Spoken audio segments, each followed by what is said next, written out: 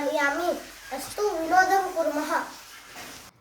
पहला भागમાં આપણે 1 થી 20 સુધીની સંખ્યાઓ શીખ્યા હતા।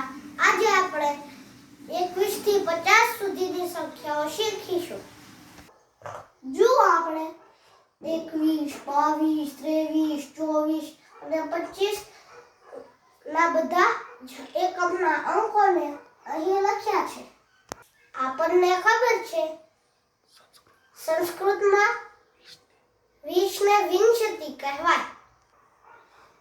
20 ને 21 એટલે 1 વિંશતિ।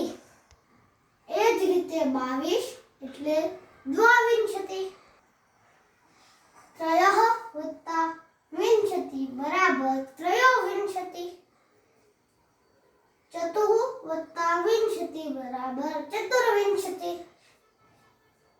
पंच वत्ता विंशति पंचविंशति।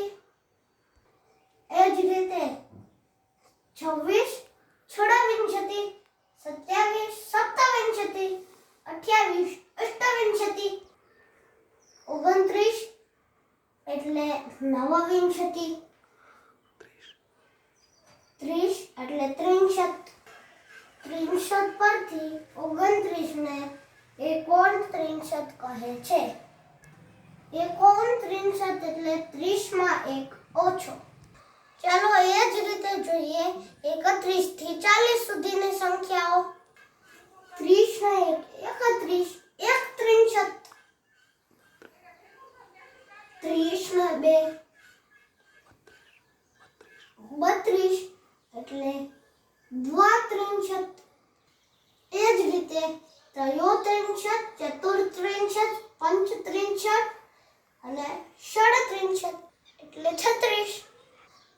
30 ને 7 37, સપ્તત્રિંશત, 30 ને 8 38, અષ્ટત્રિંશત, 30 ને 9 39, નવત્રિંશત, 40 એટલે ચત્વારિંશત, 39 ને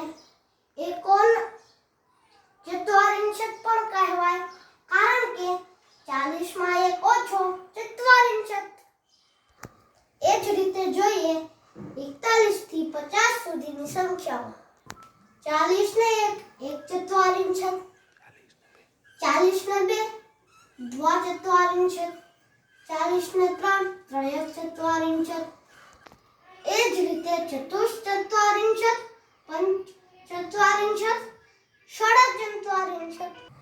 એ જ રીતે 40 ને 7 સપ્તચત્વારિંશત, 40 ને 8 અષ્ટચત્વારિંશત। એ જ રીતે 40 ને 9 નવચત્વારિંશત।